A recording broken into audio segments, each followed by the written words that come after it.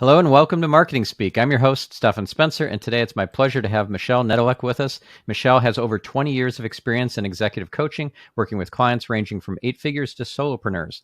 Michelle runs the creative side of her Infusionsoft done-for-you marketing tech services company, helping entrepreneurs set up and maintain their Infusionsoft through her company awareness strategies. Michelle, it's so great to have you on the show. Well, thank you for having me. I appreciate it. So first of all, let's talk about Infusionsoft. There are a lot of different options out there, and I'm curious why you're focused more on Infusionsoft than any other kind of CRM or platform for doing automation for your marketing. And it's a great question because there are a ton of options out there for entrepreneurs, and depending on what they want to build and how they want to build it depends on what they need in their software, like anything. I mean, if you do podcasts, it depends on what kind of software you use, what sound's going to come out of them. And obviously, even with podcasting, I mean, somebody could just use Zoom, or they can go to StreamYard, they can go to Riverside, they can go to a whole lot of different software platforms, and all platforms will have their strengths and abilities. And the reason that we went with Infusionsoft, because once upon a time I was a public speaker. My job was to go out and speak on other people's stages. We had coaching programs, things like that, programs that we'd sell people into. And all of it almost was based on speaking. So I need some tech support, and I got my partner in business and pleasure, as we like to say, to help me to take care of that side of things. So he took care of the audio and the visual. Basically, I was in the front of the room and he took over everything else. And we had got to the point where we created what I love to call Frankenware. Now, I had a love-hate relationship with Frank, and unfortunately, at certain times, he'd get a partial update, and all of a sudden he'd lose an eye, lose an arm. Weird things were starting to happen to him. I was getting kind of creeped out, and Brad's like, I'm not sure I like this, because it meant a lot of work for him trying to figure out why it broke, how to get it back up and in again. And obviously, I'm talking about software platforms that I needed in order to be able to run my business. So one day we went to a seminar and he heard somebody speak. He picked their brain like he does so well. The poor guy's on tech support going, I don't know, but we'll find out. We'll get you answers.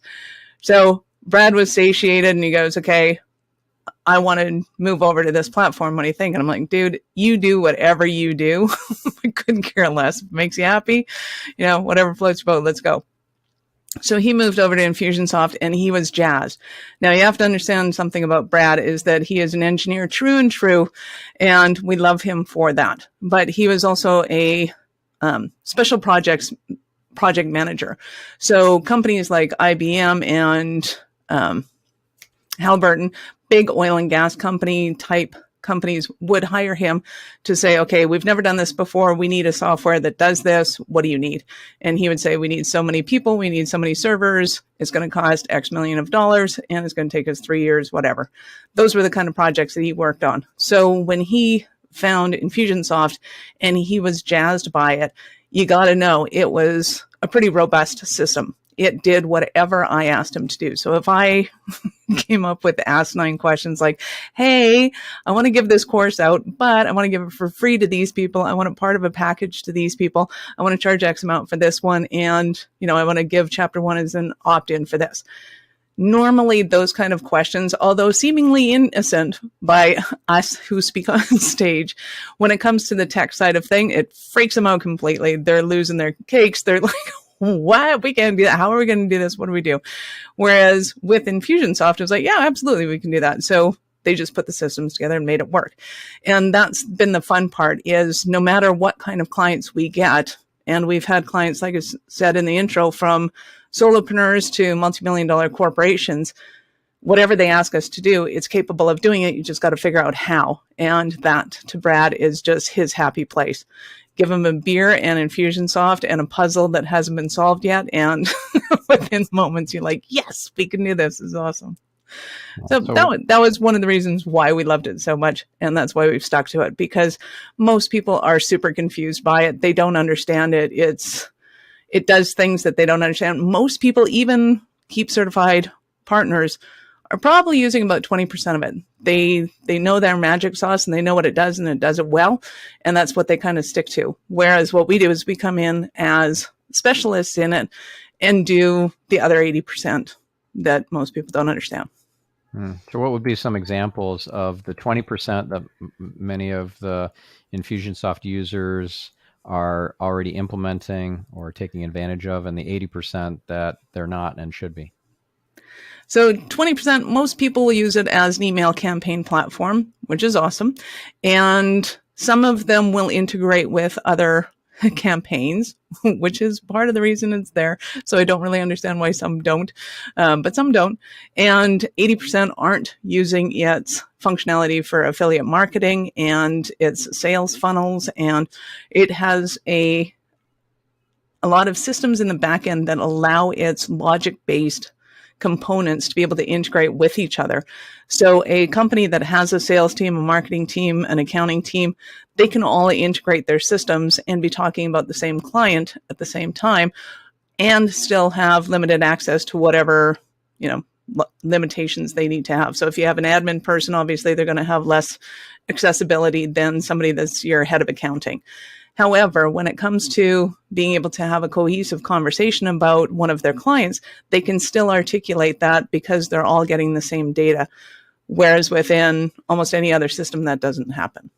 And do you find that there are lots of cases where you have to use a tool like Zapier to connect these systems together, or does it just integrate right out of the box?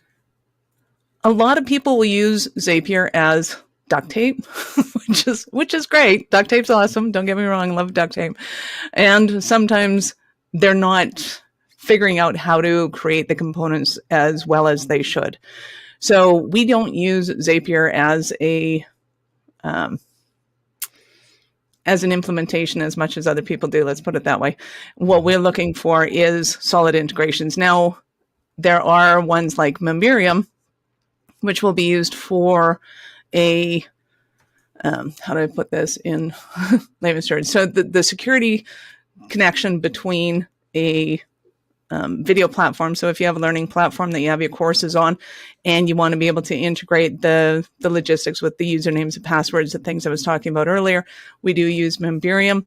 And the difference between using that and Zapier to be able to integrate the data is that it's a direct integration, meaning that you're not getting dirty data transferring information back and forth. Whereas sometimes if used in the wrong way, you can get dirty data from Zapier if you're not using it correctly. Nothing against Zapier, it's fantastic and awesome, but there's an added level of user error in its utilization, if you want to put it that way. So we use Infusionsoft and we use Myriad as well. We also, on top of Myriad, have LearnDash, a learning management system, or LMS, that adds a lot of additional functionality that we weren't getting just from Myriad. So things like gamifying the courses, badges, and all sorts of little things that make it more engaging. And I'm curious, LearnDash is awesome. Yeah. Do you utilize LearnDash as well, or recommend that to your clients? How does that fit in? Yeah, absolutely. So part of the kind of business conundrum, if you will, is at what point do you use what kind of software? And to us, as somebody grows and their sophistication in their clientele grows, that's when they want to start adding on other software platforms like LearnDash that has an extra level of sophistication. So sometimes it doesn't make sense for a company to go out of the block and start putting things on LearnDash. Most of the time it does if they have the wherewithal to say, hey, I'm going to make a big business out of this. Let's start now. Totally with that. And sometimes people just don't have that kind of wherewithal. They don't have the following. They don't have the confidence in their ability to do videos. They don't necessarily have the content that they know people are going to go after. So there's a little hesitation there. But let's assume that somebody's good on video. They have awesome content. They know that they're going to build a business. Absolutely right off the bat, we'll go, you need a learning platform like LearnDash where you're going to keep your clientele engaged, because what we really want them to do is go through the content and all the way through, you're peppering your next program. It's like, hey, if you like this, you're going to love the next program. You want to build in that enticement into your programs so that you're constantly being able to up-level somebody's knowledge and their capacity with the the impact that you're trying to create in their lives and the one that they want you to create in their lives. Yeah. That makes sense? Now, Awesome. absolutely. So if someone is listening and thinking, okay, I tried Infusionsoft and it was really convoluted Hell on and wheels. difficult. Yeah, I just didn't. Yep. I didn't get what I needed out of it, so I went with something much more simple. And let's say it was Kartra or something like that. But then they miss out on a lot of the capabilities that Infusionsoft has. How does Infusionsoft versus Kartra versus Entreport, these other solutions, what's the ecosystem look like, and when is it better to use an alternative to Infusionsoft instead? Great questions. And the first part of the question is when people decide to go off and go, hey, the biggest issue I see is my VA doesn't like using this, so we're going to change to something else, which to me is a terrible business concept. Let's just go right out there. When your VAs are running your company and making business decisions that impact your long-term deliverability of your products and services to your clients, that's not where the decision making needs to happen, for starters. But that's what I see most often. Second of all, when it does come to, hey, we really just need to, back this down a little bit. We really don't have that many clients. We really can do all of this stuff manually. It might make sense to be able to downsize it and go in. I'm totally cool with that. There are times when it actually makes sense. That's fantastic.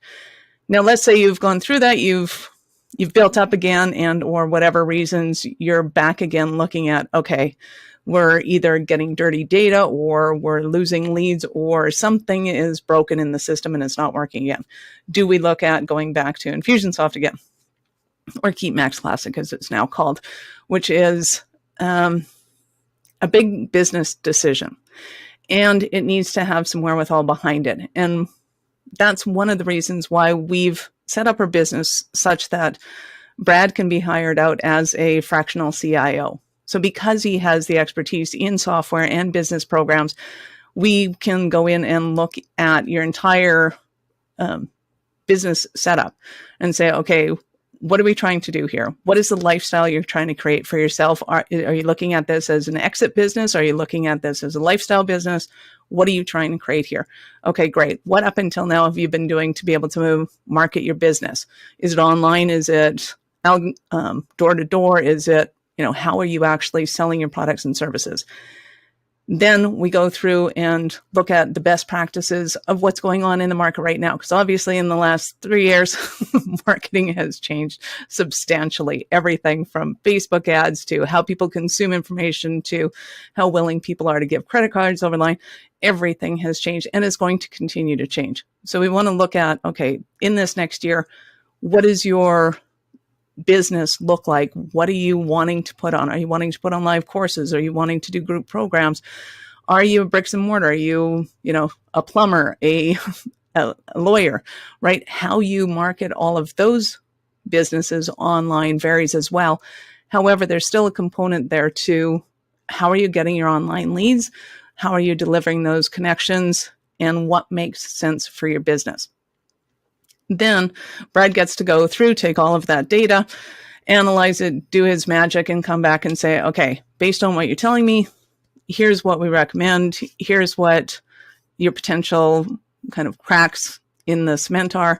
And here's where we think this is going to stick. And this is what could be the best solutions for you. And sometimes it's stick to exactly what you have.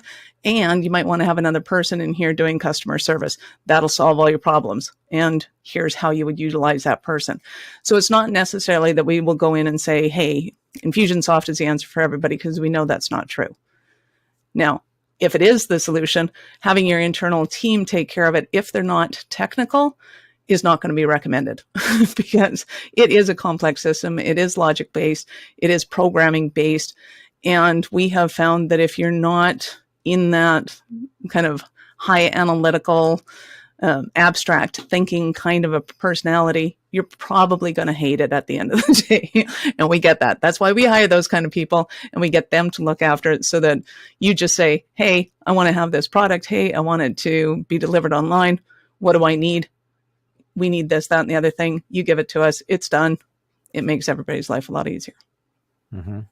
So you said programming based. Can you give some examples of kind of best practice implementation of Infusionsoft in a programming based sort of manner? Yeah, a simple one is, say you have an event coming up. It can be any kind of event, whether it's a webinar, a live networking event, an open house, anything where you have an event coming up.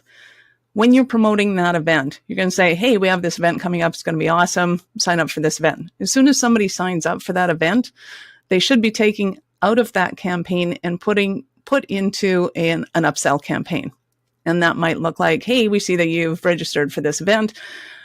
Do you know about our VIP tickets? Our VIP tickets are fantastic. They're limited to only so many people. And you want to be able to highlight that VIP component to somebody, because there's this concept in digital marketing that people can only make one decision at a time. So it's not like going to the movies where you get to see the entire menu above, or do you want a small, medium, large Coke?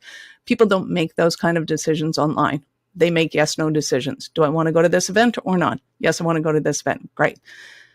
But once they've purchased that ticket, if you keep bombarding them with, hey, we have this event coming up. Hey, we have this event coming up. Hey, we have this event coming up. They know that you have limited software that you're promoting this with.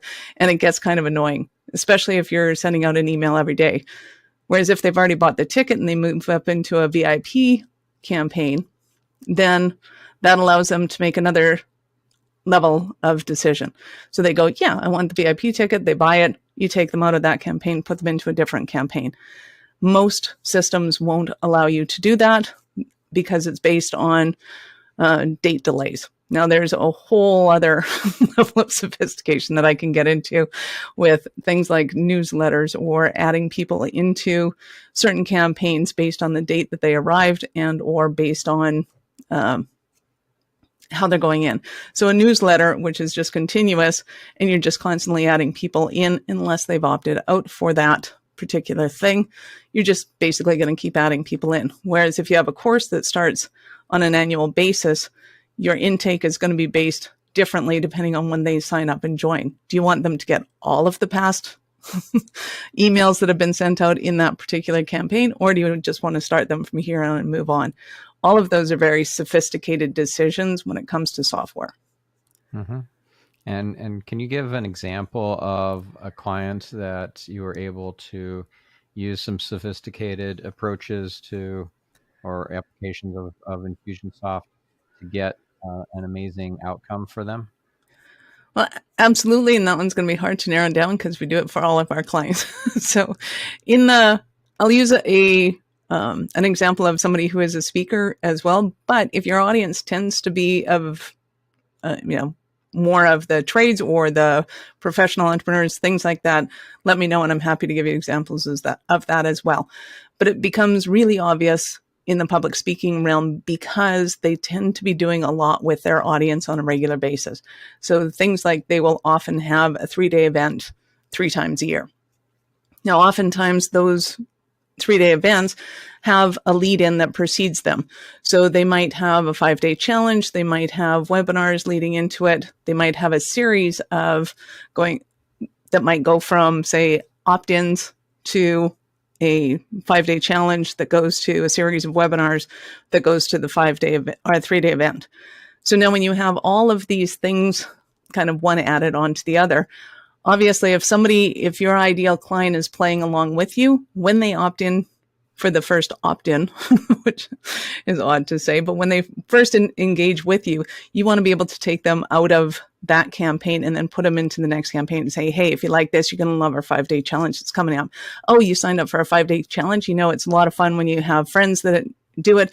Here's your affiliate link. If you invite, 5 people or whatever, we'll give you a special acknowledgement at the beginning of the 5-day challenge. Awesome. And keep engaging with them until the 5-day challenge starts. Once the 5-day challenge starts, if you have somebody that's engaging in the in the process with you, and you want to acknowledge them and give them some extra bonuses, say, hey, we saw that you engaged before noon. We have some special tokens for you. Then you gamify that challenge a little bit more. All of these things can only be done in a system that allows for logic-based integration of campaigns. So it has to be able to take you out of one campaign, put you into another, and know that based on the clicks that you make, the transactions you make, the purchases you make, that you're going to be sent into a different series. So we have one of the examples that we like to show is JVology. Well, what used to be my Mastermind to Millions, and they have what we affectionately call the $1 Million campaign.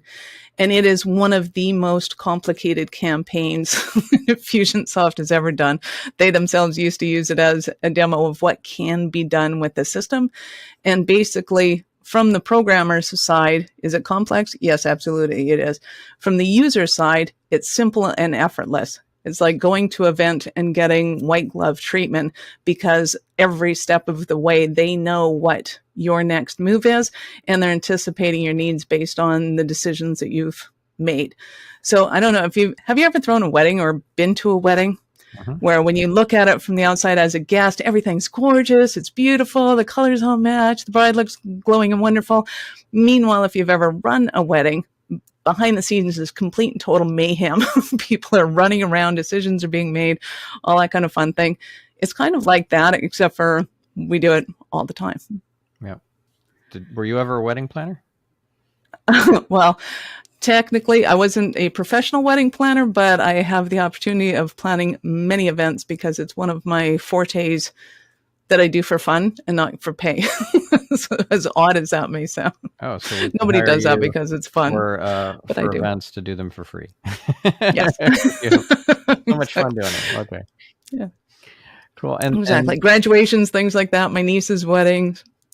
All sorts of fun things. Oh, that's cool. That's cool. So what would be an example of a hot mess, a terrible disaster? And it could be something where you came in and saved the day, or it could be something where the client decided to take control, or it was just a story you heard from somebody else in a mastermind. But I'm curious to hear what are some of the cautionary tales. Oh, cautionary tales are the biggest one that we have is when you're looking at hiring one person to do something and then, can you do this? Oh yeah, absolutely. When the yeah, absolutely comes a little too fast, it's probably a not sound decision. Because oftentimes we will get people's hot messes come to us, and we actually love that kind of a referral. So when you hear people going, "Oh my God, I can't stand this. This is terrible. This is my worst nightmare come true," that's when we love to come in and save the day, because for us, it's just a matter of making sense of it again and putting all the pieces back together. But oftentimes, before our clients come to us, they will have been ghosted by their tech because they just didn't have the capacity to understand what needed to be done, or the wherewithal to put all of the pieces in place. Like, there are a lot of moving parts going on, and we get that. Mm-hmm. When it's when somebody has put systems in place where the tech owns the commodity instead of the client owning the commodity. So they don't own their own website. They don't own their own platforms. They don't own their own databases. They don't own any of that information. And you know that that's happening because you're probably paying your tech directly for those services. Those become a nightmare too, because being able to get access to them and to be able to create what the client wants when they want it, is often a disaster. So there are times when we've just had to rebuild everything outside of their traditional systems.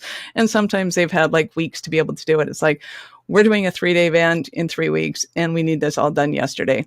And we just come in and scramble and get stuff done and make it happen so that they can go on, because you can't just stop 200 people that have registered for something to say, oh no, we're not going to do it because, our tech ghosted us. One, you don't want to say that. And two, you might not have the business ability to be able to just put that on hold. So yeah, when everything is basically gone, We were, in that case, we were scrambling. We were going back to old Excel sheets. We're going back to phone lists. We're going back to everything we could possibly muster together, get it all put back together, and try and make the most of it and say, hey, we've had some technical difficulties. If you've registered for this and haven't got your confirmation email, let us know. Yeah, those sorts of things. There are polite ways of doing it. You just got to, be willing to kind of do what you got to do in the moment to get things done, and then make them right in the end, and make sure that everybody knows what's going on so that they can make logical decisions after that. Yeah. Do you do your own events and like your own 3-day workshops, or have your own mastermind or anything like that?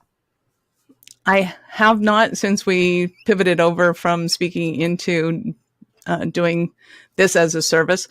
And one of the things was, at that time in about 2015 or so, we realized that we had to go online, and there's a certain way that you have to market online. You have to basically have a message that solves a specific problem for your audience. And because I was doing personal development and kind of success as a concept, we had to figure out what the niche was. So whether I was choosing to teach people how to speak from stage, or how to gain confidence, or how to become a therapist, or whatever it was, we had to make a decision to what that was. And I said, clearly people have an issue with this. Clearly people need some help with this, because we were in masterminds with other business owners that were trying to get their businesses online and trying to make sense of the whole Frankenware and everything else. I said, it just makes sense. If we're going to pivot, let's pivot into this done for you service so that people are getting the services they need. And then the speaking and engaging that I'll do is to promote our services company. So now all of the speaking that I do is like podcasts and speaking from stage to the done for you services. Uh-huh. And in our experience, we want CEOs to understand conceptually what has to be done, and to make the logical business decisions that they should be making as far as what software they want, what marketing do they want to lay out for the year. And then we just go and do our thing and get it done for them. So we're not actually doing the 3-day events at this point, although I am contemplating if people are asking me to go and do the group coaching programs again, just to be able to give entrepreneurs the information they need about the business strategies, about how to implement systems, about how to hire people, about what kind of psychology you need in order to create culture within your office and your business. So clearly I have an issue with just having too much to bring to the table, and finding that one thing that I want to specialize in has been my Achilles heel. Give me a few examples of funnels that would be appropriate and helpful for a thought leader, whether it's an author, a speaker, somebody who has a popular blog in their topic space, or if they maybe have a social media account that a lot of folks follow in a particular industry. So they're a thought leader, but they don't have any funnels. What sort of funnels, other than like an opt-in to get a free ebook or some sort of lead magnet of some sort, and maybe it's a little drip sequence, drip campaign after that for 7 days or something. Let's say that that's the extent of it. It's just newsletter plus an opt-in kind of drip campaign for people who sign up for an ebook or something. Yeah. So for thought leaders, the easiest way for them to be able to transition and grow their business, to me, is if you already have a successful opt-in campaign. People are already opting in, they're getting your thing. That's fantastic. I like to help people put into place their ladder of ascension. So it's basically, what are your products and services that you're offering in order to be able to help people to get more accessibility to you as they're saying, yes, I like this conversation. I want to have more conversations with you. How do I get more of your time? How do I, incorporate more of this into my life? And I compare it to kind of a deflated beach ball. If you think of the deflated beach ball, on the bottom is your free opt-in. On the top of the beach ball is your one-on-one time. So you can have a perfectly successful business just going from an opt-in to a discovery call to your one-on-one coaching. Awesome. And if that's the lifestyle you want to create, Awesome. Do that. I would say do that every day, but don't do that every day. Do that once a month or whatever you need to do it. And, get those one-on-one clients so that you're satiating your income and your life balance. All of those things can work out fantastically.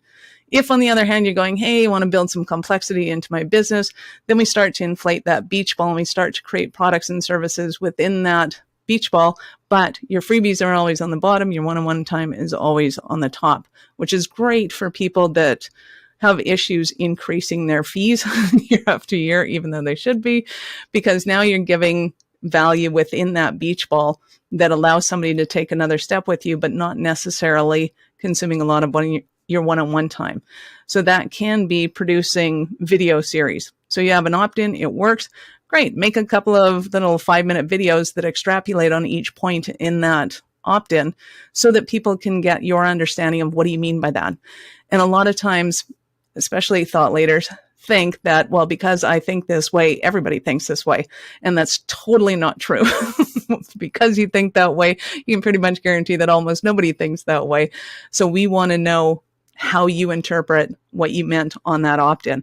So if you have 5 points on that opt-in and now you have 5 little mini 5-minute videos on that opt-in, now you can package that up and maybe it's, $49. Awesome. And then you can extrapolate more and have maybe 20-minute videos or things like that, where now that I know what's in those 5-minute videos, what's my next step? What kind of questions am I typically going to have? Now that you've solved this problem and I have the solution, what other problems am I going to have now? And people say, well, we've solved their problem. Well, no, even if you've solved their problem, they've made money. Now they have a money issue.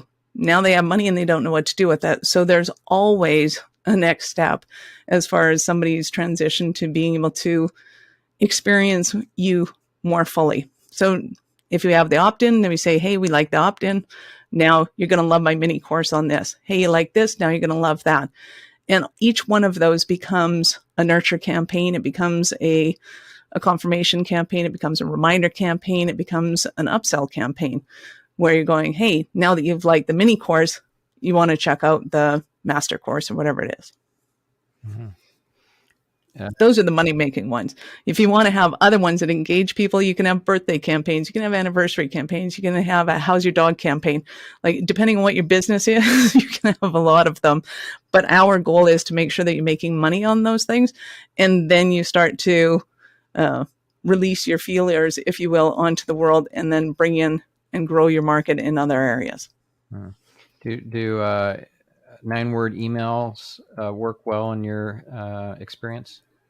Those, especially now. Yeah, because absolutely 9-word emails, especially now, are fantastical. They're like fairy dust because there are still places for the long email. They're rare, but there are still places for those. But people's attention spans have shrunk down to that of a gnat. I mean, if they were already at a gnat before, I don't know what they are now. And I'm one of these people that I get an email and I will scan it. So if you don't bold the kind of the headline so that I can read bold, bold, bold, bold and get the gist of the email, I don't read the email. So I am my own thermometer on the market, if you want to put it that way. And if you can write an enticing email in, 9 words or less, you're doing epic. If you can do that in 3 sentences or less, awesome. If you can do that in 5, maybe short sentences or less, that's really where you want to be. We want to get to the point and do it. And again, there's times when you want to tell a story and people are fascinated and they want to know more of you, but they're totally different end games if you want to look at it that way. Mm-hmm. Okay. Now, if somebody wanted to drive traffic to a mini course and get some signups, or if they wanted to do a 5-day challenge and get some participants for that, what in your experience has been the best source of traffic? Is it Facebook ads? Is it Google ads? Like what traffic sources are really doing the best for your types of clients? It really depends on what it is and where your audience is looking for. So the difference to me between Facebook ads and Google ads is Google tends to be where people are already looking for something. So if you solve a problem that they're looking for, like how to build a shed, awesome, great. Put your ad on those and say, hey, we have a mini course coming up on how to build sheds. That's perfect. People typically scrolling through Facebook aren't looking to grow a shed, although you might get some. It depends on if that's where your audience is. But personally, I would back up the bus quite a bit, because I find the biggest issue most people have is they go, hey, I want to do this mini course and I want to do Facebook ads and we're going to sell thousands of them because I'm going to spend thousands of dollars on Facebook. Well, you're guaranteed to spend thousands of dollars on Facebook, and that's the end of that sentence. So that's the end of your guarantees. Now, what happens after that could be miraculous and things could work out. But more often than not, if you haven't marketed that thing to your internal market and proven that those words catch people's attention, that nuance catches people's attention, that graphic catches people's attention, then you're not in a position usually to start throwing money at Facebook ads or Google ads. What you want to do is get some attention, get some traction on it, get some feedback from buying people. Not your mom's opinion, not your brother-in-law's opinion, not your kid's opinion, because all opinions are cheap. But when people pay for it and they say, hey, you know what would really get my attention is if you said X, say X, because they're giving you money, and work on that and massaging those messages so that you know that you have something that works. And just because you sold something that worked in the past and then you change it doesn't mean that this new thing is going to have the same impact. Each one needs to start at that level. Then once you've done your, what we call an internal campaign, and it becomes successful, you know that you have some traction on it. People are interested, they're clicking on it, they're buying it. Then you can go to an external campaign, which means that you're going to peers in your network that also connect with that same kind of an audience, and they're able to get some traction on that as well. Once you get traction on that external audience, then you can go to a cold audience, which is then your Facebook and your Googles and other advertising sources. And again, what works on Google might not work on Facebook. What works on Facebook might not work on YouTube, et cetera, et cetera. So you really want to know where your audience is and what you're doing. Something like taking the same video from YouTube and thinking that you're going to get the same reaction on TikTok is not there. It's not going to happen, right? Just because somebody goes for information on YouTube doesn't mean that TikTok cares at all. If it's not exciting, it's not fun, it's not 60 seconds worth of my time. If somebody's looking at that going, that 60 seconds I'm never going to get back again, they're going to be gone within the first 3. Yeah. All right. So what if our listener is interested in working with you and your team? How do you normally charge? How do you scope this stuff out? What's a typical monthly spend for one of your clients? Yeah, well, because this recording is going to be out infinitum, what we charge today in 2020 and what we charge in 2023 or 4040, I don't know. Assuming, of course, I'm around 4040. What we want to look at first is where you are and what's going on in your life. So it's being able to have a conversation with you, figure out kind of where you are in your business and how much work do you want to put into this? How much work have you put into it? What's been working? What hasn't? So we have genuine conversations with our people to be able to help them to figure out what their next step is, regardless if we're part of that picture or not. And sometimes that can be, hey, we have a tech assessment, go and check out the tech assessment. Or it could be, if it's a larger company, maybe they need to look at our digital adoption roadmap, and that's being able to look at their entire company and what's going on with that as far as workflow goes, and a whole lot more complexities, because sometimes people don't realize that they're not in a position necessarily to market bigger, better, faster, because there's so many broken pieces after a lead comes in. We want to make sure that the whole system is working so that your leads turn into raving fans. So the best place to start with us is to have a conversation with us. So go to awarenessstrategies.com, and we have some assessments on there. That page is dynamic as we come up with more fun opt-ins, assessments, quizzes, things like that. And they're becoming more pertinent. So it's not just a general business strategy and structure. It can be, what's your online fundamentals, what's your tech fundamentals, what's your branding like, all those sort of fun things. So whatever your business challenge is right now, we should have some toys on there that you can go in, check out, and you'll actually get back fundamental information that you can utilize right away, whether it's giving it to your team or coming to me and having another discovery call and saying, hey, what do I do with this information? I'd love to help you out. Mm-hmm. Awesome. And so give us an example of a client that's done a challenge, like a 5-day challenge, 7-day, 21-day, doesn't matter. But, what's the name of the challenge? What was the result of the challenge in terms of business impact for your clients? What went into the tech, like the tech stack and all the work effort, expense involved? Just kind of break that all down. We have 6 more hours. Yeah. Love to do an analysis of whatever you got going on. Happy to help. But a quick and easy example is JVology has 5 partners in 5 days. So they will have JVology Live, which is a live 3-day program that helps people to understand that step that I was talking about external challenges and or external launches and being able to get other people promoting your software.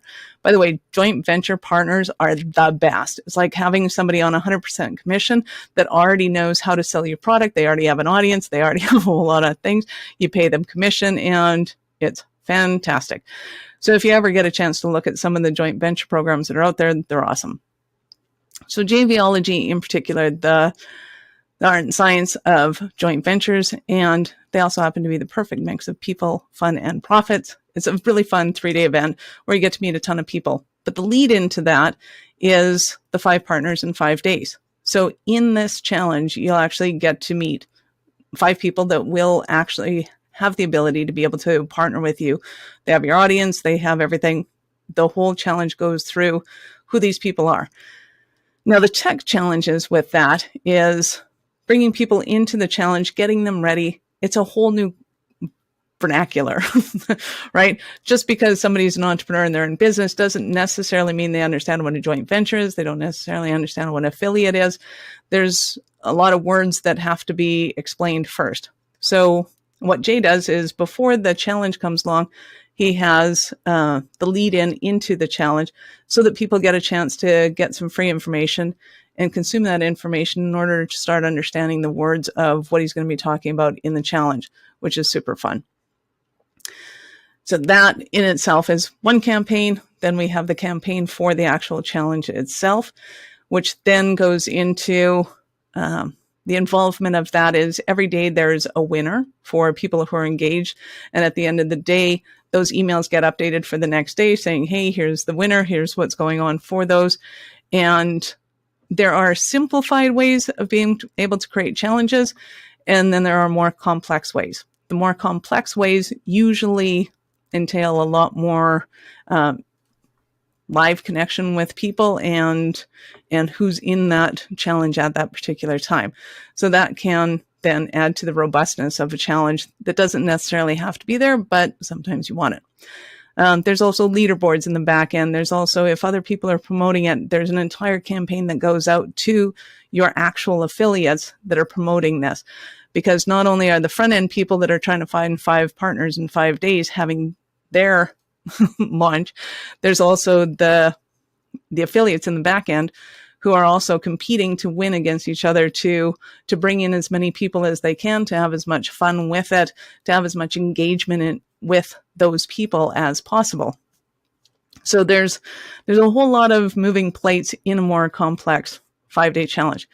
That particular one then goes into a set of master classes to be able to take not only the people who have completed the challenge into kind of what's, now that they have 5 partners, now what do you do with them? Now how do you keep them connected? Now how do you work with them? So these master classes help people move along that line. Some people aren't in the challenge and they still want to participate in the master classes.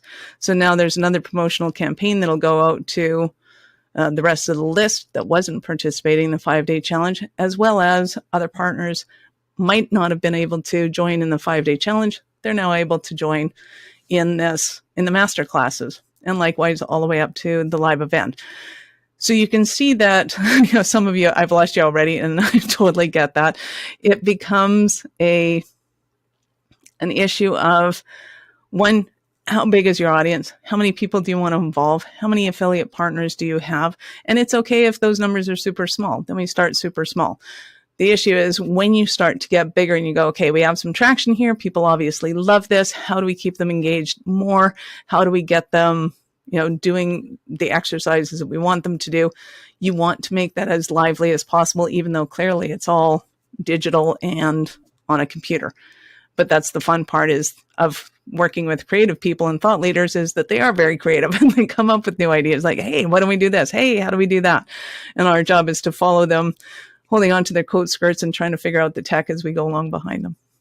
So how many clients are you managing at this point in time, and how big can you get? Like, are you doing 100 different clients now and you can scale all the way to 300, or are you at 15 and you can go to 20, or are you 50,000 and you can go to 100,000? Like, I would never. We have 3 and we really like to grow them. No, I'm kidding. It totally depends on the size of our clients. So solopreneurs are obviously easier to manage because they tend to do a lot less in their business.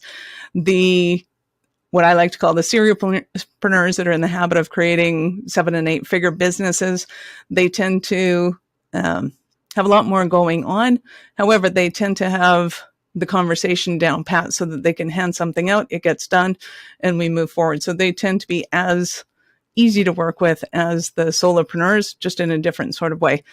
Then we have the multi-million-dollar corporates that we have full-time people in place for them, and they tend to be they tend to look like an old Indiana Jones movie where poor Indiana is just going through the caves and down the gutters and around trying to avoid boulders. That's kind of what it's like holding them.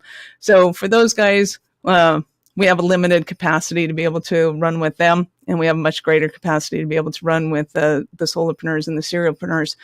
And my goal is to have a team of 50, ideally by the end of the year, but obviously we want to have the clientele to be able to fulfill that. So our capacity to manage is, at this point, we have run large teams before, so our ability to grow those teams is already there, and we have the wherewithal to be able to do so. So I'm looking forward to taking on a whole lot more clients and being able to nurture them one-on-one. Mm-hmm.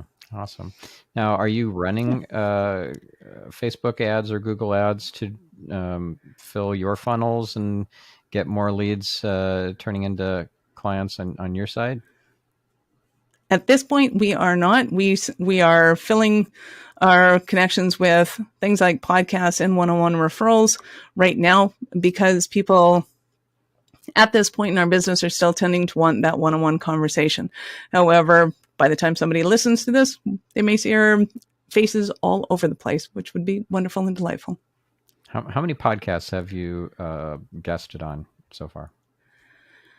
How many have I guested on? I'm going to say it's probably about 200 at this point. I was loving the whole guesting side of things, and I now run 5 podcasts myself. So it's one of my favorite things to do, to meet people internationally. Only 5. So needless to say, my team takes care of everything after a recording hits stop. Yeah, I have a team that does the same, but still, with 2 podcasts, that's 2 hours of recording a week on average. I mean, I'm usually ahead at least several months, and so I might have 3 or 4 hours of recording. So even though I'm not doing anything else, maybe just quickly looking over the options of the titles that my team comes up with, because that's one of the most critical things to a good podcast is good titles. Other than that, I spend very little time, but just coming up with those hours for the recordings and then the intros and outros to go with it. I can't imagine doing 5. Like, that's insane. What are you getting? Well, for starters, mine are a little shorter, so mine are only half hour. What's that? I said my podcasts are only about half an hour each, so there's that. But still, and I would like to say that I'm a closet extrovert, but there's no closets involved. I love talking to people all day. And basically, we record the conversations of us talking, and most of them are all business related because I love talking about strategy. I love helping people to be able to wrap their mind around business, how it works, this thing called life, and being able to navigate it well, enjoying the white rapids as they have approach, and just being able to take on life. So it is really an opportunity for me to be able to meet people internationally, have fantastic and deep conversations, and allow other people around the world to join us. Because one of my biggest frustrations as a kid was I grew up just on the outskirts of a city. So I could see the city, but I didn't get to go and play in the city as much as I really wanted to. And to me, podcasting is, even though you could be in the middle of Kansas and Nowheresville, as long as you have internet, you can get on a podcast and you can eavesdrop on some phenomenal conversations about phenomenal things, whether it's about calving or running a business or, supernatural. Everything is available to you, and you have this huge capacity. And that's the stuff that jazzes me. And I just absolutely adore having awesome conversations. And the more I can bring in other people, it just gives me goosebumps, and I get super excited about it. So, speaking of goosebumps, did you say supernatural a minute ago? I did. Oh, do you have a podcast about the supernatural? I do not. But I'm just saying, it's the podcasting world. There isn't anything you can't think of that there isn't a podcast on. And if you can think of something that there isn't a podcast on, it's probably a great opportunity to start a podcast on. Yeah, underwater basket weaving.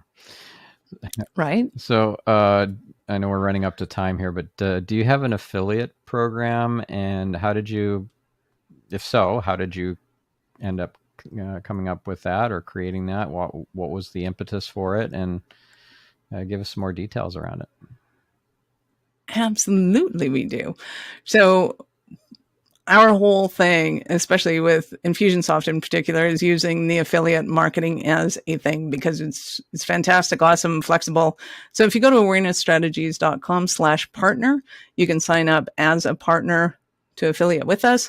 And if you're already a partner, you can scroll to the bottom of that sheet and there'll be a link to awarenessstrategies.com/partner login, which will then allow you to access all of your information. And one of the best parts to us about Infusionsoft's backend on its affiliate program is you get to see all of the pages that we have set up as specific affiliate logins.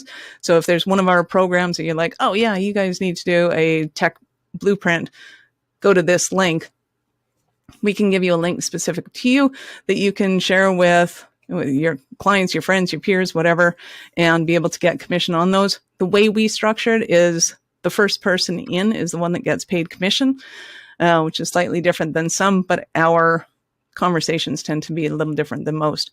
So if you've introduced somebody and 6 months later they go, hey, that link that you gave me, can I still use that? The answer is yes. They go, if they already went in, they'll still be tagged as yours.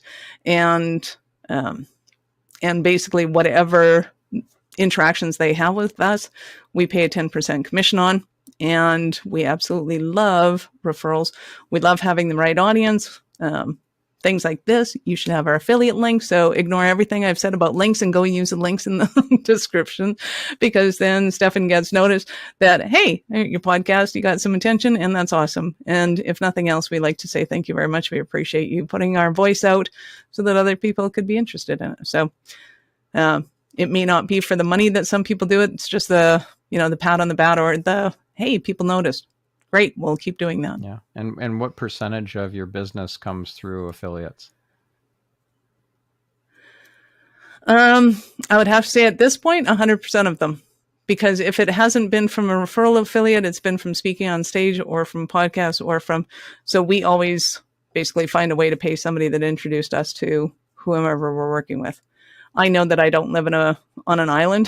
So if the people I'm talking to aren't necessarily interested, somebody is. Gotcha. So yeah, we figure out a way to make that happen. Even if it's networking events, we'll then donate money to that networking event so that they have money for, socials or things like that. Gotcha. All right.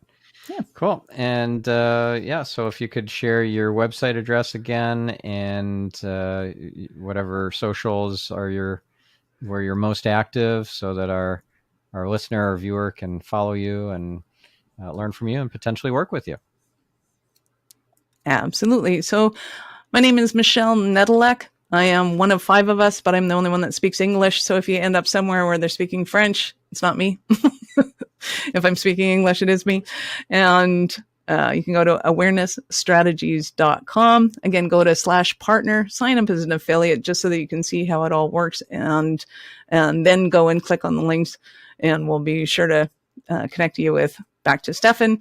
And we'll get you all the information that you need to be able to build your business. Awesome. And which social platform are you most active on? Most active on Facebook, although, of course, I do LinkedIn, Twitter, YouTube. We're starting TikTok, which is terrifying for me, but I will be honest on that one. Awesome. Well, thank you very much for joining us, Michelle, for sharing your wisdom and great stories. And listener, I hope that you learned a lot and will apply some of this stuff in your business and get lots of ROI. And we'll catch you in the next episode. I'm your host, Stephan Spencer, signing off.